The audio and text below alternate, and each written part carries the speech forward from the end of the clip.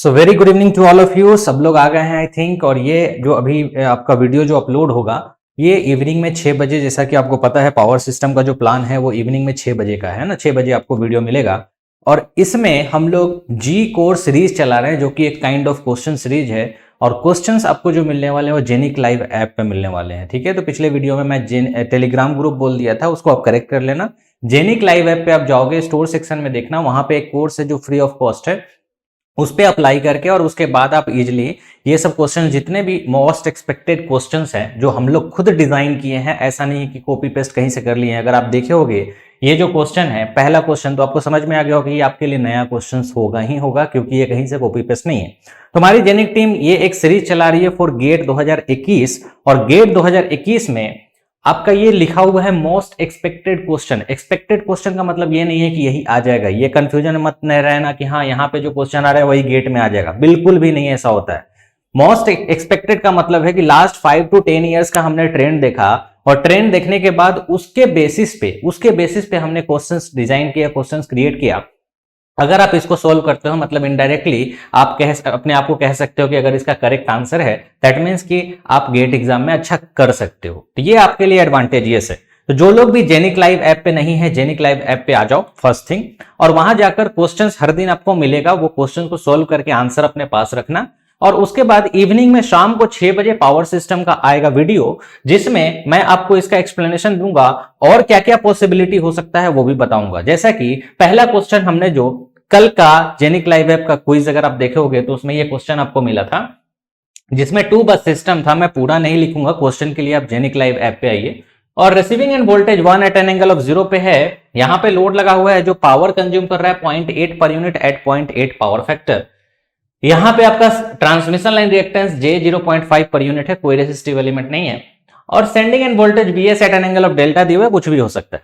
और बोल क्या रहा है कि पहले आपका ऐसा कुछ सिस्टम है जिसमें 0.8 पर यूनिट पावर जो है वो ड्रॉ कर रहा है एट 0.8 पावर फैक्टर, तो यहां पे कुछ करंट फ्लो कर रहा है, that is I before compensation. ठीक है, आफ्टर दैट क्या हुआ, यहां पे हम एक कंपनसेशन टेक्निक लगाते, कंपनसेशन इक्विपमेंट लगाते हैं, जिससे क्या हो रहा है VR is equal to VS बनाते हैं। मतलब केस 2 हमारा है कि to make the receiving end voltage is equal to sending end voltage, हम लोग क्या करते हैं यहाँ पे कंपनसेशन यूज करते हैं। उससे क्या होगा, इन दोनों वोल्टेज को बराबर करना मेरा मेन मोटिव है। क्यों? क्योंकि वोल्टेज रेगुलेशन को जीरो करना है। तो जैसे ही आप यहाँ पे कंपनसेशन इक्विपमेंट लगाओगे तो इस जगह ट्रांसमिशन लाइन में जो करंट फ्लो कर रहा है that is I after compensation. और इसका रेशियो आपसे पूछा था, पहला क्वेश्चन यही था। अब जो लोग भी जी ऑप्टिमस, अभी पावर सिस्टम चल रहा है जी ऑप्टिमस में, आई थिंक आज डे 9 हमारा क्लास होगा इवनिंग में 6:30 बजे, तो जी ऑप्टिमस यूजर इसको जरूर देखें।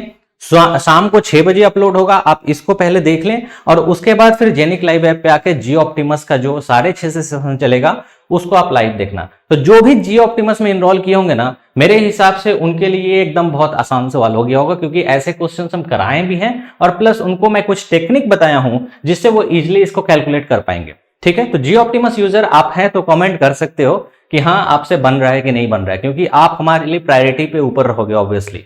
ठीक है, तो यहां देखिए ध्यान से, अब जो जी ऑप्टिमस नहीं लिए हैं उनको हो सकता है लगे कि भाई ये क्या करना है, समझ में नहीं आ रहा है इस लेवल पे।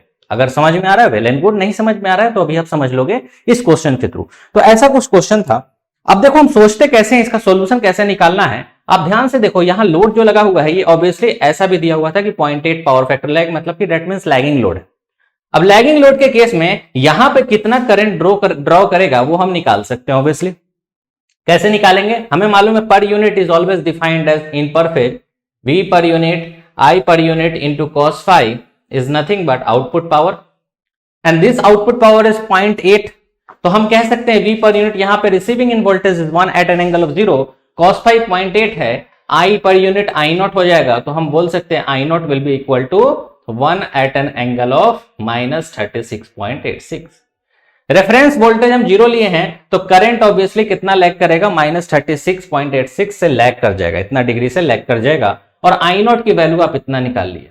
ठीक है, अब जो लोग हमसे पढ़े होंगे उनको तो बहुत आसान से समझ में आ गया होगा, कोई बड़ी चीज नहीं है, आराम से, मतलब कंपनसेशन अभी नहीं किए हैं, हम ये निकाल रहे हैं बिफोर कंपनसेशन यहां कितना करंट, लोड करंट कितना ड्रॉ करेगा, तो वो हमें खुद दिख गया कि 1 at an angle of -36.86 per unit draw करेगा। तो यहां पे अगर करंट आपका 1 है मैग्नीट्यूड, तो यहां पे कितना होगा, ऑब्वियसली उतना ही होगा क्योंकि सब सीरीज में कनेक्ट है, ये सिंगल लाइन डायग्राम है। यहां जो करंट होगा वही यहां, दैट मींस कि आई बिफोर कंपनसेशन हमने निकाल लिया 1 एट एन एंगल ऑफ -36.86। तो इसमें तो कोई दिक्कत नहीं था।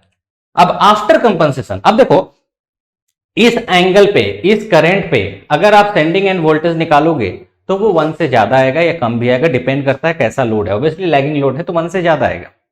समझ में आ रहा है? अभी हम कंपनसेशन नहीं किए हैं। अगर आपको मैं बोलूं बिफोर मतलब कंपनसेशन नहीं हुआ है उस टाइम में सेंडिंग एंड वोल्टेज निकालो, आप निकाल लोगे Vs is equal to V R plus I into J.5 और आई की वैल्यू ये ले लोगे, आराम से आपका Vs मिलेगा, that will be greater than 1 और डेल्टा भी कुछ होगा। अब ये सिस्टम जो रन कर रहा है जिसमें सेंडिंग एंड वोल्टेज 1 से ज्यादा है लोड लगाने के बाद और रिसीविंग एंड वोल्टेज 1 पे है, अब हमें क्या करना है? अब हमें करना है कंपनसेशन यूज करना है, और कंपनसेशन यूज करके जो सेंडिंग एंड वोल्टेज 1 से ज्यादा आएगा इस केस में उसको क्या करना है? 1 करना है। तो वो कैसे होगा? तो कंपनसेशन टेक्निक से हम क्या करेंगे, receiving end voltage and sending end voltage दोनों को हमको बराबर करना है, इक्वल टू कितना? 1 पर यूनिट। उसके लिए हम यहां कौन सा डिवाइस लगाएंगे? तो ऑब्वियसली जब भी आपका ये देखो वोल्टेज 1.1 है और ये वोल्टेज अंडर वोल्टेज केस है, जब भी आपको वोल्टेज बूस्ट करना होता है आप क्या लगाते हो? कैपेसिटर। कैपेसिटर कंपनसेटिंग डिवाइस है जो reactive power, lagging reactive power deliver करेगा। ठीक है, इस कैपेसिटर में आपका करंट मान लीजिए आईसी फ्लो करेगा। ठीक है, आईसी फ्लो करेगा। रेफरेंस वोल्टेज तो 1 एट एन एंगल ऑफ 0 है आफ्टर कंपनसेशन, बोल रहा है क्वेश्चन में। लोड करंट चेंज होगा क्या? नहीं चेंज होगा। लोड करंट देखो पैरेलल है वोल्टेज के कनेक्ट, दैट मींस कि लोड करंट अभी भी आपका 1 एट एन एंगल ऑफ 36.86 ही होगा। कोई भी वोल्टेज एलिमेंट है ऐसा कुछ, ठीक है, डीसी से समझिए, ये हमारा कोई लोड है, उसके पैरेलल में आप कुछ भी कनेक्ट करो, उसके पैरेलल में आप कितना भी कुछ कनेक्ट कर दो, लोड के अक्रॉस करंट जो है वो चेंज नहीं होगा। लोड के अक्रॉस करंट आपका वोल्टेज वही है तो लोड के अक्रॉस करंट आपका वही रहेगा। हाँ, टोटल करंट जरूर चेंज हो जाएगा। तो यहां देखिए लोड के across I not after compensation तो आपका वही रहेगा, लेकिन ये जो करंट है आई वो कितना हो जाएगा? आई नॉट प्लस आईसी होगा कि नहीं होगा? दैट मीन्स कि अगर हम कंपनसेशन डिवाइस जो लगा रहे हैं पर फेज में, अगर हम आईसी की वैल्यू फाइंड कर ले, अगर हम आईसी की वैल्यू फाइंड कर ले तो हमारा आफ्टर कंपनसेशन भी करंट निकल जाएगा। अब यही चैलेंजिंग पार्ट है आईसी की वैल्यू फाइंड करना, और यहां से लोग कंफ्यूज होते हैं, रट लेते हैं बहुत सारा, उनको कंसेप्ट क्लियर नहीं होता है जिसकी वजह से वो नहीं बना पाते। समझ में तो आ गया क्वेश्चन, करना क्या है सब समझ में आ गया। बिफोर कंपनसेशन नो इशू, आराम से हम करंट निकाले, मिल गया हमें। After compensation to make Vs is equal to VR, हमको क्या करना होगा यहां पे? तो देखो जो जियो ऑप्टिमस पढ़े हुए हैं या जो हमारे से पेड कोर्स लिए हुए हैं उनको दिक्कत नहीं आएगा।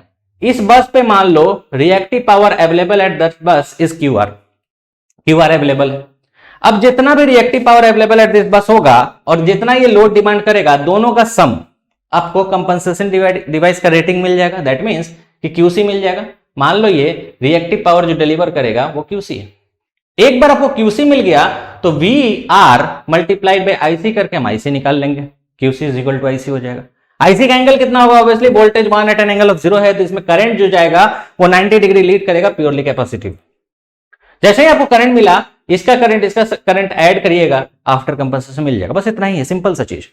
लेकिन एक बार में आपको क्लिक कर रहा है कि नहीं, स्टेप समझ में आ रहा है कि नहीं, उसके लिए जो लोग जियो ऑप्टिमस लिए होंगे उनको पता होगा, क्योंकि ये सब चीज हम लोग अच्छे से वहां पे एक्सप्लेन किए हैं। एक एक क्वेश्चन को एक एक घंटा एक्सप्लेन किए हैं, तो सोचो उस क्वेश्चन का पूरा डीएनए किए हुए। तो यहां देखिए ध्यान से, सबसे पहले हमारा स्टेप 1 क्या होगा कि भैया चलो ठीक है, हमने सेंडिंग एंड को रिसीविंग एंड को बराबर कर दिया। मतलब क्या कर दिया? Vs is equal to VR is equal to 1 per unit कर दिया। एंड इस केस में भी ये कोई एक्टिव पावर तो नहीं लेगा क्योंकि प्योरली के पास एक्टिव पावर तो आपका वही है।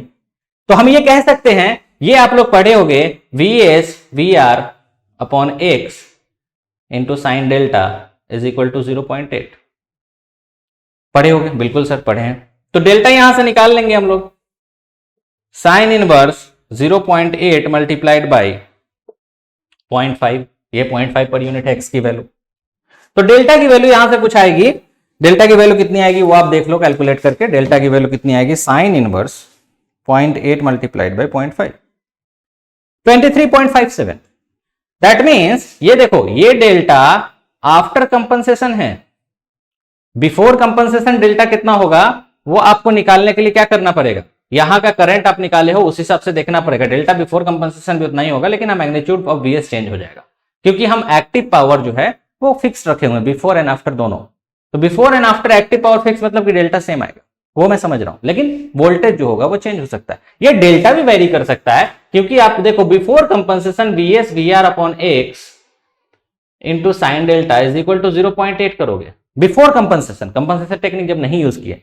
अब देखो यहाँ पे दो अननोन है, एक ये अननोन है और एक ये अननोन है, तो आप कह सकते हो वीएस साइन डेल्टा आपस में चेंज होकर 0.8 multiplied by X upon V are.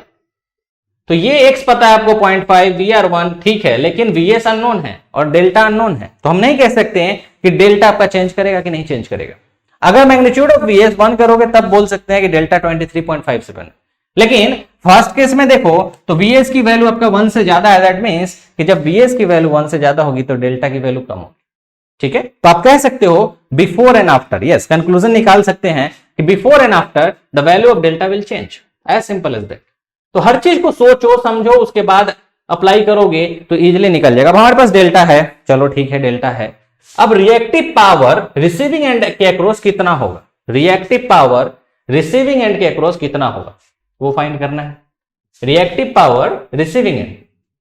अब इसको भी रट लेते हैं ऐसे, Q R is equal to V R upon X V S cos delta minus V are.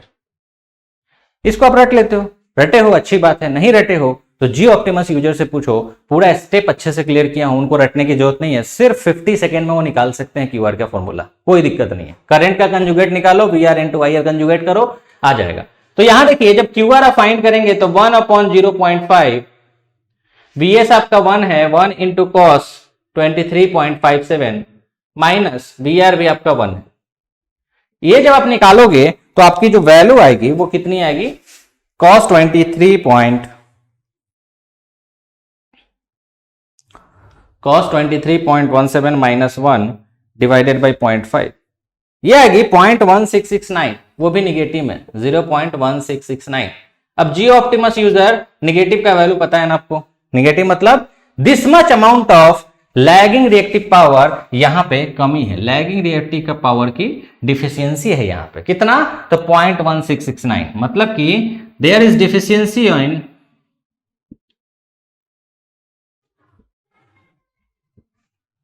इतनी की कमी है, कमी है यहां है ही नहीं, लैगिंग रिएक्टिव पावर की कमी है, कितनी, इतनी। तो माइनस साइन सिर्फ डिफिशियंसी बताता है, माइनस लेना मत। कभी भी आपका पावर क्या होता है, हमेशा पॉजिटिव होता है, प्लस माइनस डिनोट करता है कि क्या उसकी कमी है या ज्यादा है। तो यहां पे अगर आपका क्यूआर नेगेटिव है मतलब कि इतना amount of lagging reactive power की कमी है, ठीक है। अब देखो यहां पे कमी है, मान लिया, अगर आपको इसको और इसको बराबर करना है उसके लिए यहां पे इतना रिएक्टिव पावर तो देना होगा, पहली चीज।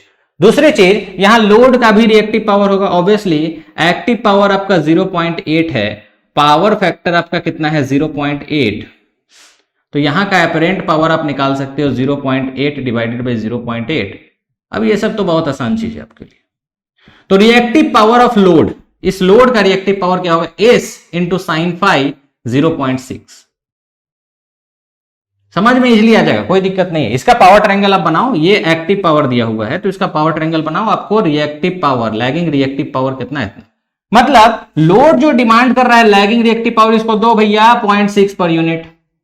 दूसरा, बस पे रिएक्टिव पावर की कमी हो गई, लैगिंग रिएक्टिव पावर की इतना, दैट मींस कि यहां पे रेटिंग ऑफ कंपनसेशन डिवाइस कितना होगा, जितना लोड डिमांड कर रहा है रिएक्टिव पावर वो, प्लस जितना की कमी हो गई है वो, ठीक है। तो दोनों को अगर आप जोड़ोगे तो आपको क्यूसी की वैल्यू मिल जाएगी, that is equal to 0.6 plus 0.1669,